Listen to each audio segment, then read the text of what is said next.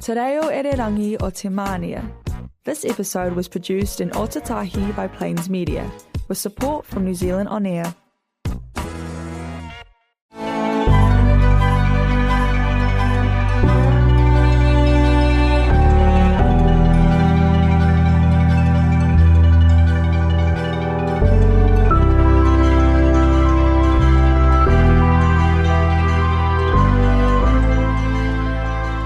Kia ora koutou. Greetings and welcome to Emergence News, coming to you from the Garden City of Christchurch.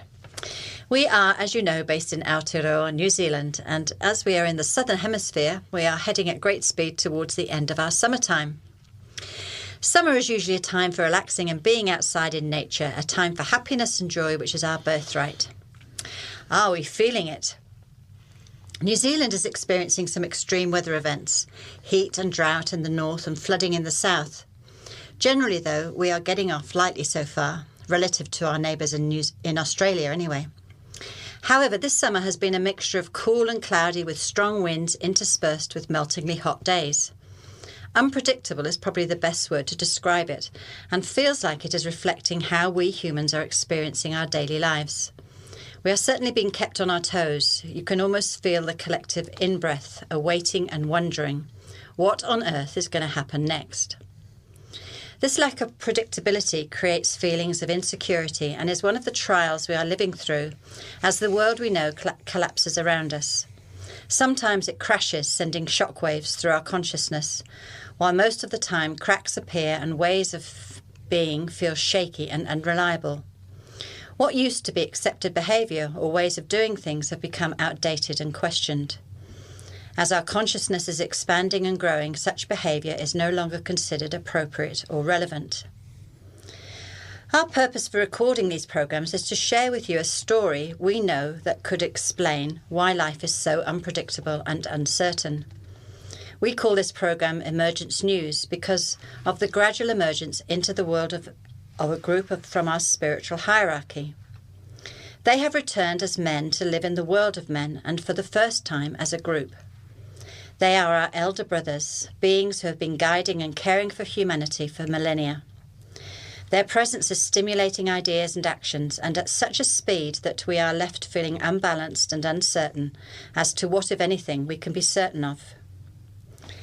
Leading this group is the World Teacher for this age, a planetary avatar who embodies the Christ energy of love. His purpose is to guide us into a new golden age, an age of synthesis, brother, sisterhood and acceptance, and understanding that we are one human family who depend on each other and must act in such a way that all are cared for, all are loved and respected equally. This leader has been known by different names: Krishna, the Messiah, the Kalki Avatar, Maitreya Buddha, and many others. But his personal name is Maitreya, which means the happy one.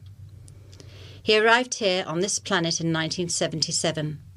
He descended from his ancient home in the etheric plains of the Himalayas and made his base among the Asian community in London, in the UK. In September 1977, Scottish artist and esotericist Benjamin Creme, who was given the job of disseminating this story, was asked to give public communications from Maitreya. The process used is called mental overshadowing. It is not channeling, but a supplying of the basic etheric physical vibration for Maitreya to speak through him. If you listen to the messages, it is Benjamin Creme's voice you can hear, but there is a distinct change in the timbre and resonance of his voice. Maitreya gave a series of 140 messages at public events held by Benjamin Creme in London. There are familiar themes running through the messages: simplicity, sharing, the joy of service to the world, returning to the plan of God. He talks often of our glorious future, once we have overcome our sense of separateness, and assures us that he is ever by our side as a protector, guide, and elder brother. We believe that joy and happiness are on the horizon for all of us if we can embrace it.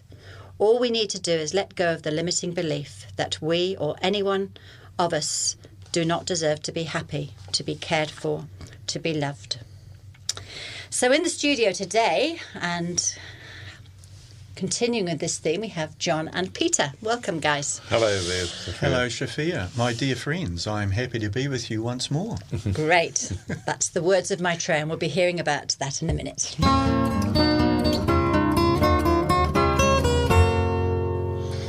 Okay, thanks, Sophia, and good to see you too, Peter. So, messages from Maitreya the Christ, the book, 140 messages. We're looking at message number 16. And I had a number of reads of this message. I've used Maitreya's messages personally, and I kind of sort of read one every day for a while. And just saying to the guys before the radio program that this is the first one I've read over a couple of times. A whole lot of things popped out into my head, and I find that when you read one of these messages, they kind of get into you somehow. Mm-hmm. So anyway, I made some notes about this particular message. The first thing that really caught my eye, it was written in February 1978, and yet it is incredibly topical for February 2020. It highlights the sort of cleavage and current global polarity, which we've talked about a lot. He mentions, and often mentions this, the choice, the current pathway, which we know is destructive. We must be clear on that by now. Or God, or the way of God is the way that I interpret it. So the way of God is the other choice. He also says this is a period of test. The period of test begins. Found that a little scary, actually. And he talks about incarnational purpose. And so we often talk about in the transmission groups that we have this role. But I also think that that incarnational purpose extends to all those who are exposed to the story, not just those that have chosen to do the work. So listening to this program and listening to these messages, I think, is part of your incarnational experience.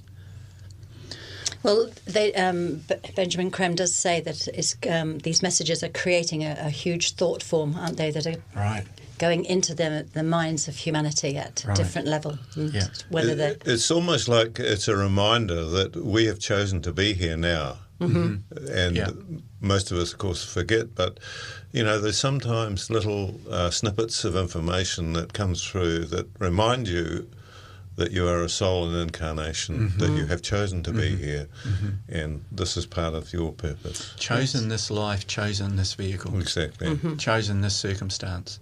Yes. Really, really interesting concept. The other ongoing, and I guess the other things that I pulled out of this message with ongoing Maitreya themes, free will is sacrosanct. Even the masters don't mess with your free will.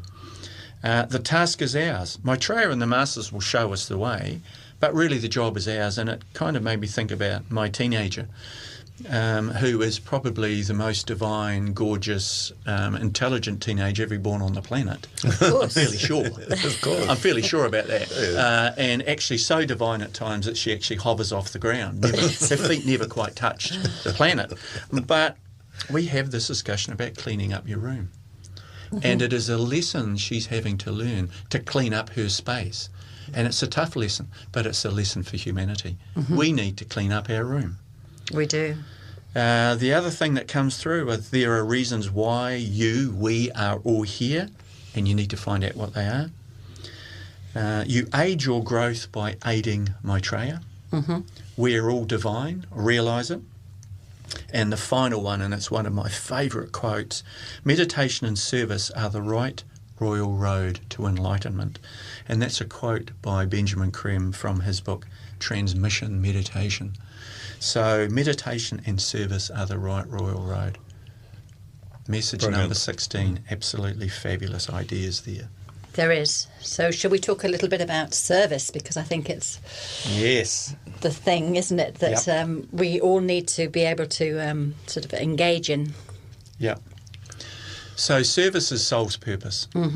So there comes a point in your incarnational experience where the soul starts to show interest in the vehicles, when you've stopped being a till of the hun and you've stopped being other things, and start to ask the question, why? Why am I here? What's life all about? What's it all about?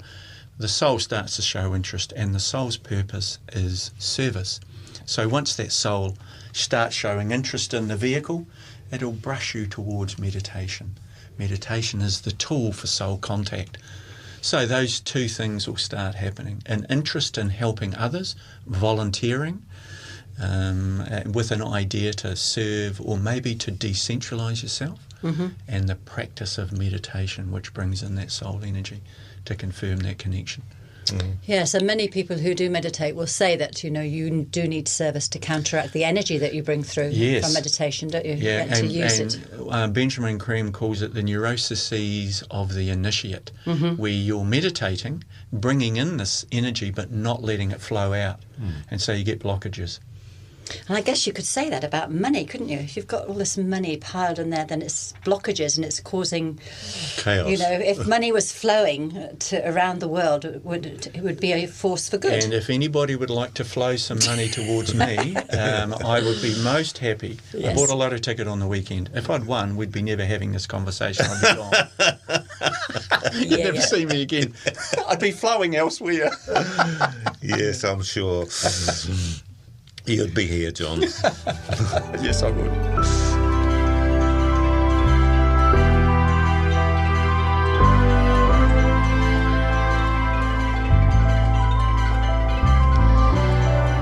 We're happy to bring the message from Maitreya to you. These messages from Maitreya are known to us from our constant use in our meditation. We start each meditation with one of Maitreya's messages. And he starts each message expressing that he is happy to be with us in this way. Remember, he is actually overshadowing Benjamin Creme when he gives these messages. So he's happy that he's doing this in this way, and we can tell by his voice that it is certainly different from Benjamin Creme's normal voice, although he's using his voice box, as it were.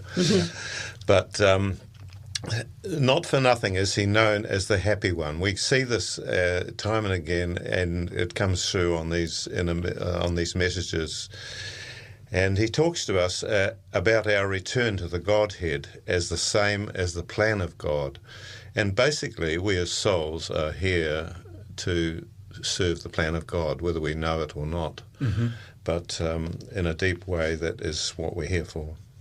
And it doesn't have to be a conscious service, does it? Talking about service. No, I see all these people, and they service. talk, on TV, they have these people that do good works and that sort of thing. They're very down-to-earth people. They're doing a good job. They're helping people. Yeah. They're good sorts, and they actually have that on the radio, on the news, don't they? Yeah. It just, shows that service begins and ends at all different levels. Yes. It doesn't have to be esoteric. It can be completely physical and people helping people. Right.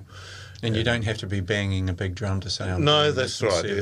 Not even necessarily into meditation or anything like that. And I think a lot of people don't, we talk about the return and the plan of God, but a lot of people don't even really believe in God, do they? No, this is right. They separate themselves from God. I mean, this is what Maitreya keeps mentioning in his messages, that we are actually gods in the making. Yes. We are part of God, have always been part of God. There is nothing separate from us. But we keep seeing the separation, and, even my daughter says, I don't even know that I believe in God. And I said, well, that's fine. I said, do you believe in yourself? She said, of course. Yes. Right. Yes. And, it's the realisation that you are a part of that. I said, well, what say we call it expanded consciousness? Do you believe you're part of an expanded consciousness? She said, yes, I do. Yes, or a divine intelligence, or or whatever. Yeah. So it's just the name. It is the that name. freaks yes. some people out. Yeah. And she has got a very mental sort of a job, so she understands it from a mental point of view. But the word sometimes freaks them, doesn't it? In message number 16, he says, "My masters will show you the first steps out of the quagmire. They will show you that a simpler life can be had in full happiness." In other words, we don't have to be boring, drab, and lead a life of penance or anything like this. We can be happy in doing the work. We can share the results of our interaction with other people, our life, and bring love to other people, and this will bring love. This will bring happiness to us. I love his blessings at the end of each message. He brings in a blessing. And in this particular one, he says, may the divine light and love and power of the one most holy God be now manifest within your hearts and minds. May this manifestation lead you to look within and there to find that God who forever in you dwells. In other words, God has always been there. Mm-hmm. Yes. This is you, this is part of you. And, to me, it's incredibly important that we start to realise that we're part of God and not separate at all. A separation is considered the great sin in a way, isn't it? Yes, and he's constantly reminding us, isn't he, that that we are gods, that we do have that, we are part of the plan, that we do have this ability to change, and that's right. And he often refers to us as a light being, and he uses different phrases to enumerate that we are part of this consciousness, this great being which we call God, which we call universal consciousness. Which we call life, which we call the software that runs the planet, however you like you like to put that. The other thing that I really picked up on this message is they will show you that a simpler life can be led in full happiness. And I think our commercialisation, our commodification and our technical kind of dependency has made life incredibly complicated. It has. Tiring, wearisome, worrying, and that the simple life is absolutely achievable.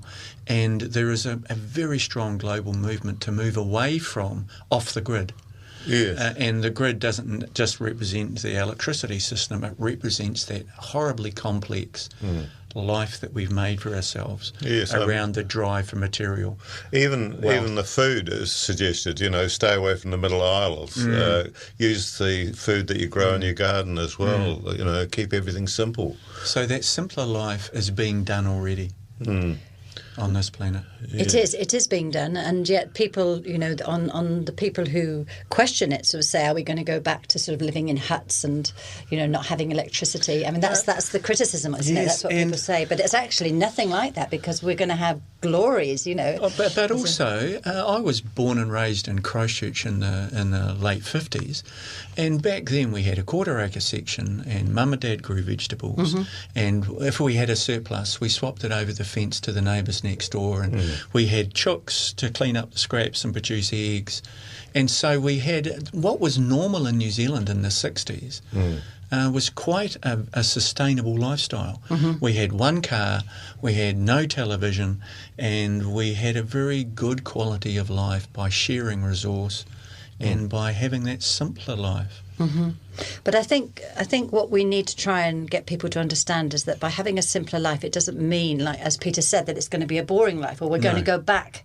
We're going backwards. We're actually going to go forwards with a simpler life and have much more than we actually think. Much better sort of technology, much better energy sources, that can give us free travel. This is what's promised in Benjamin Creme talks about, that we can actually, at the moment we're all, worrying about flying, but, when we get the free energy that we have, we'll be able to fly anywhere that we want to. Yes, we put on the anti-gravity belt and well, I don't, he says you'll just go into there won't be any passports, you'll just, get into some kind of whatever it is, and it'll be powered by the sun, and you'll be there in a few minutes and there won't be any jet lag, so it's not that we're going to go backwards to a very sort of, rustic lifestyle, it's that actually we can go forward, to a science fiction, what would seem like science fiction. He talks about show you the glories of God, of the future. The future will be brilliant. A civilization that we can't even imagine. Yeah. Yes. And this is emphasised again and again in Maitreya's messages, isn't it? Yes, it is. So all of this has come out of message number 16. Yes. We've got another 100 and something to go. Yes, that's right. We're only 16 messages into it. Yes. Into the 140. Yeah.